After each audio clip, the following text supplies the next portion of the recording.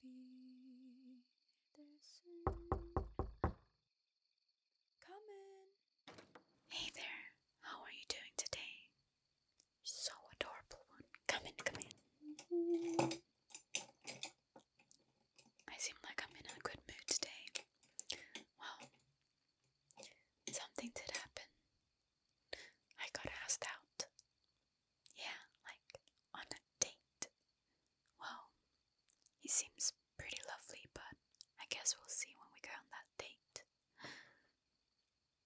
Oh, you wanna bring your friends over tonight? Oh, the neighbor's kid. Well, if his parents says that it's okay, there's no problem with me. Why don't you invite him over?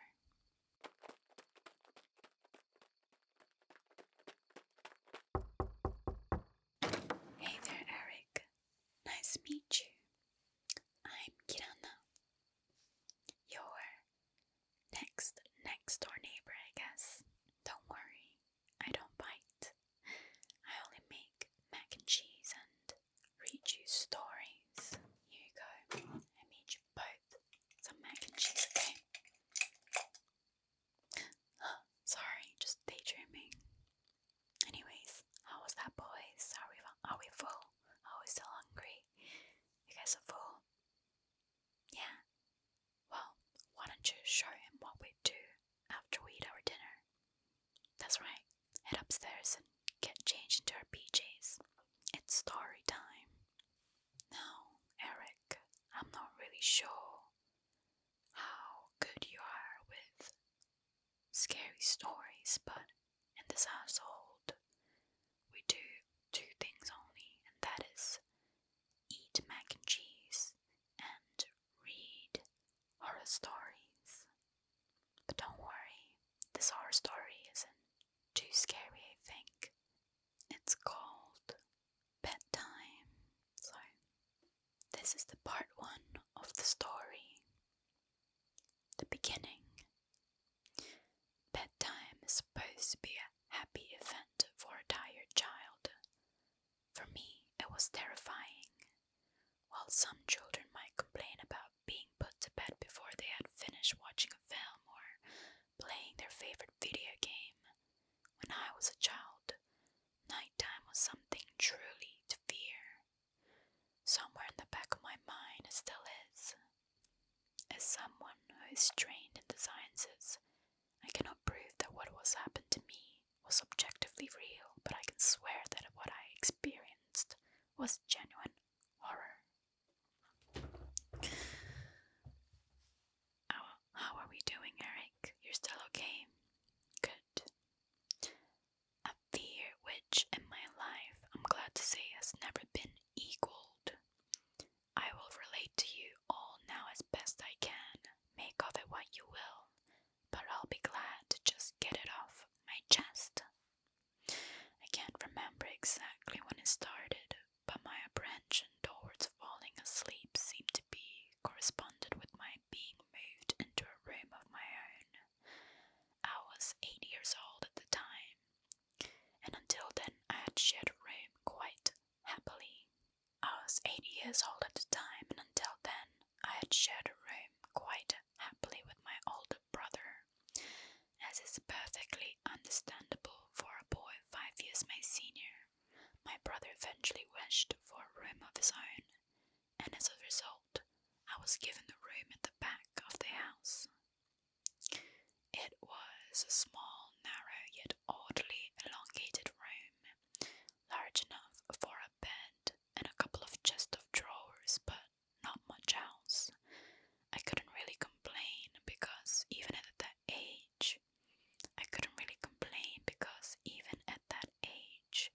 I understood that we did not have a large house, and I had no real cause to be disappointed, as my family was both loving and caring. It was a happy childhood during the day. A solitary window looked out onto our back garden, nothing out of the ordinary, but even during the day, the light which crept into that room seemed almost hesitant. As my brother was given a new bed,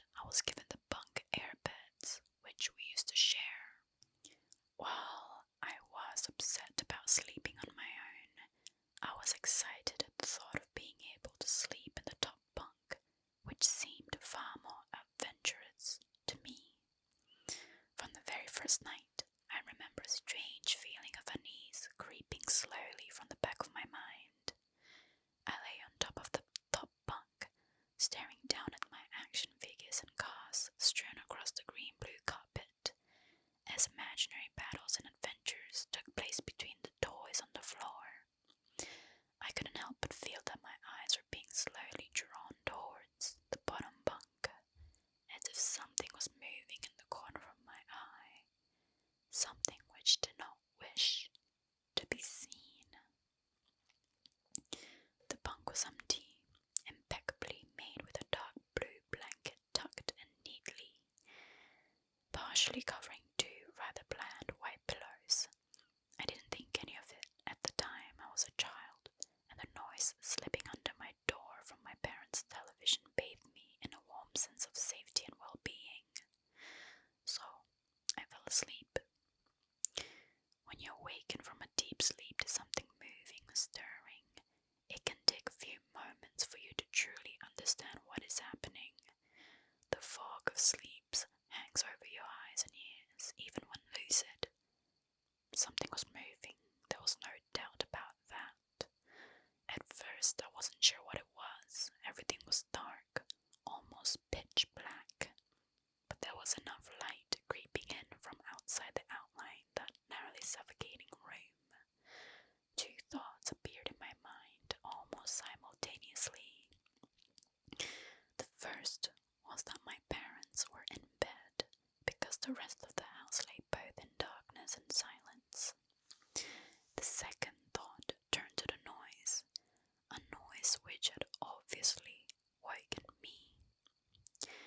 As the last cobwebs of sleep withered me from my mind, the noise took on a more familiar form.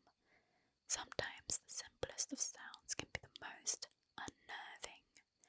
A cold wind whistling through a tree outside, a neighbor's footsteps uncomfortably close, or in this case, the simple sound of bed sheets rustling in the dark. That was it. Bed sheets rustling in the dark, as if some disturbed sleeper was attempting to get all comfortable in the bottom bunk. I lay there in disbelief, thinking that the noise was either my imagination or perhaps just my pet cat finding somewhere comfortable to spend the night. It was then that I noticed my door shut as it had been as I had fallen asleep. Perhaps my mom had checked in on me and the cat had sneaked into my room then. Yes, that must have been it. I turned to face the wall, closing my eyes in vain, hoped that I could fall back to sleep. As I moved, the rustling noise from underneath me ceased. I thought that I must have disturbed my cat, but quickly I realized the visitor in the room was much less mundane than my pet trying to sleep, and much more sinister. As if alerted and disgruntled by my presence, the disturbed sleeper began to toss and turn violently like a child having a tantrum in their bed. I could hear the sheets twist and turn with increasing ferocity. Fear then gripped me, not like the subtle sense of unease I had experienced earlier, but now potent and terrifying. My heart raced as my eyes panicked, scanning the almost impenetrable darkness. I let out a cry. As most young boys do, I instinctively shouted on my mother. I could hear something stir on the other side of the house, but as soon as I began to breathe a sigh of relief that my parents were coming to save me, the bunk bed suddenly started to shake violently as if gripped by an earthquake scraping against the wall. I could hear the sheets below me thrashing around as if tormented by malice. I did not want to jump down to safety as I feared the thing in the bottom bunk would reach out and grab me, pulling me into the darkness. So I stayed there, white knuckles clenching my own blanket like a shroud of protection. The wait seemed like an eternity.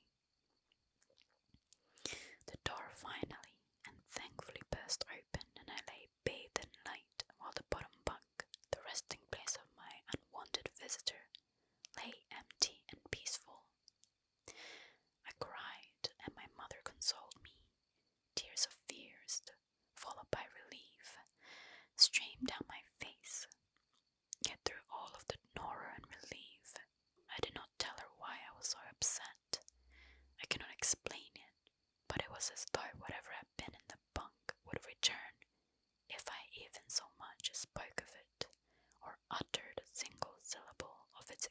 instant.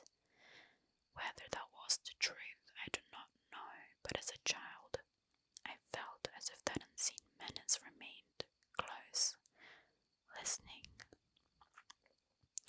My mother lay in the empty bunk, promised to stay there until morning. Eventually my anxiety diminished. Tiredness pushed me back towards sleep, but I remained restless, waking several times momentarily to the sound of rustling bed sheets. I remember the next day wanting to go anywhere, be anywhere, but in that narrow, suffocating room, it was a Saturday and I played outside quite happily with my friends. Although our house was not large, we were lucky to have a long sloping garden in the back. We played there often, as much of it was overgrown and we could hide in the bushes, climb in the huge sycamore tree which towered above all else, and easily imagine ourselves in the throes of a grand adventure in some untamed, exotic land. As fun as it all was, occasionally my eyes would turn to that small window. Ordinary, slight, and innocuous, but for me that thin boundary was a looking glass into a strange cold pocket of dread.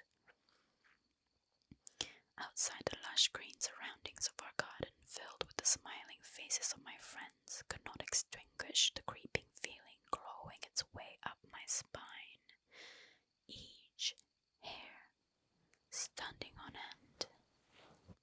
The feeling that something in that room, watching me play, waiting for the right night when I would be alone, eagerly filled with hate.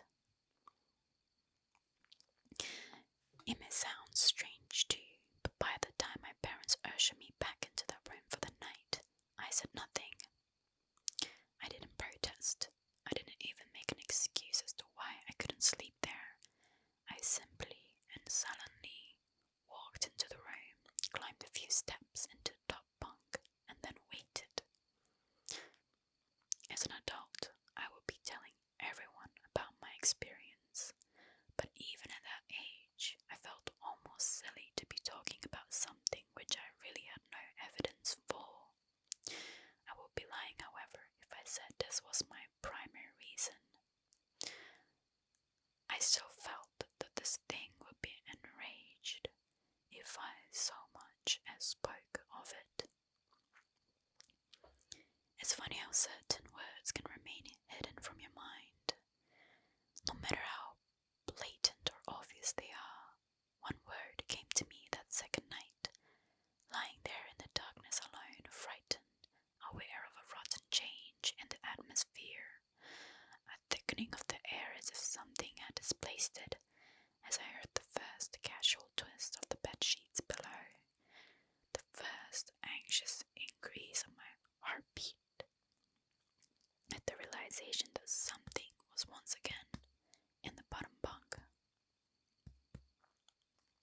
That word, a word which had been sent into exile, filtered up through my consciousness, breaking free of all repression, gasping for air, screaming, etching and carving itself into my mind.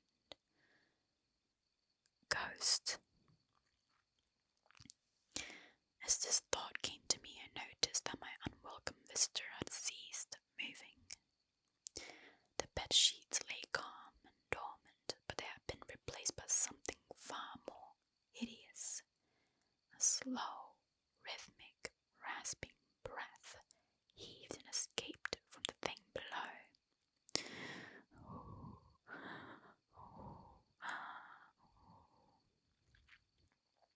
I could imagine its chest rising and falling with each word, wheezing and garbled breath.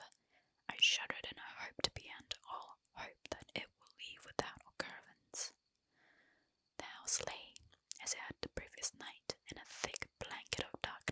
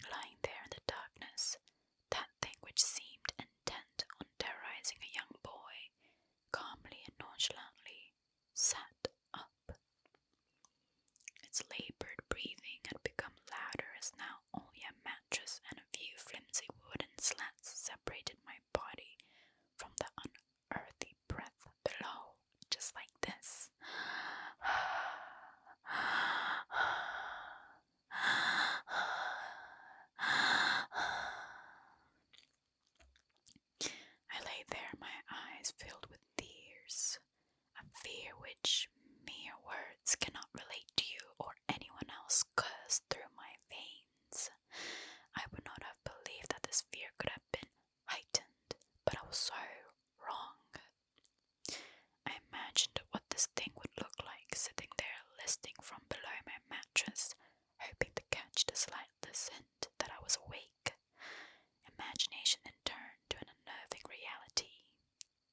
It began to touch the wooden slats which my mattress sat on. It seemed to caress them, carefully running what I imagined to be fingers and hands across the surface of the wood.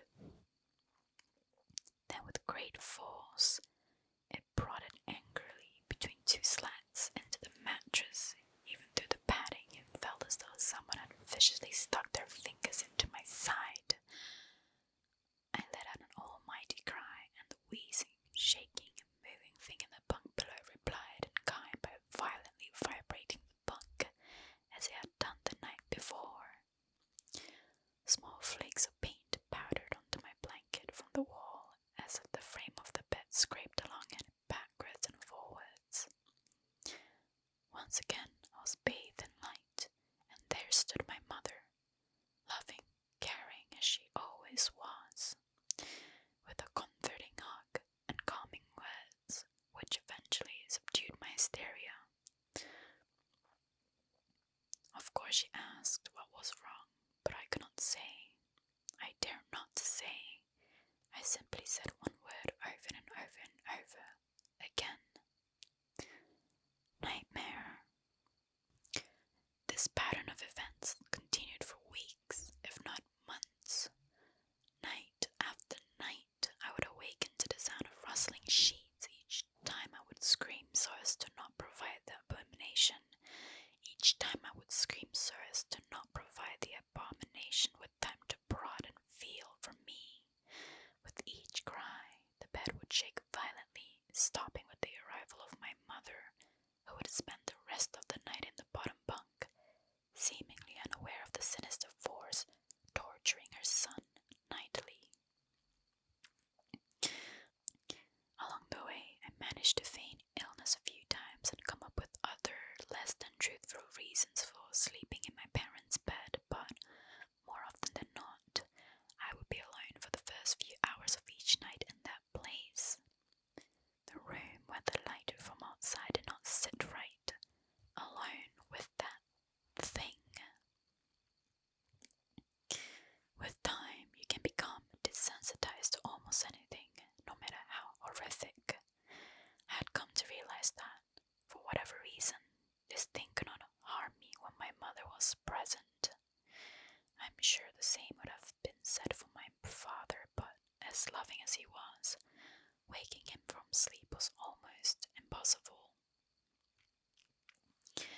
After a few months, I had grown accustomed to my nightly visitor. Do not mistake this for some unearthly friendship. I detested the thing. I still feared it greatly, as I could almost sense its desires and its personality, if you could call it that. One filled with perverted and twisted hatred, yet longing for me of, perhaps, all things. My greatest fears were realized in the winter. The days grew short, and the longer nights merely provided this wretch with more opportunities. It was a difficult time for my family. My grandmother, a wonderful, kind, and gentle woman, had deteriorated greatly since the death of my grandfather.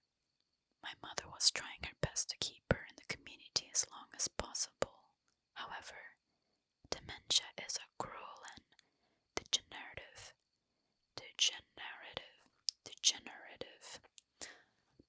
My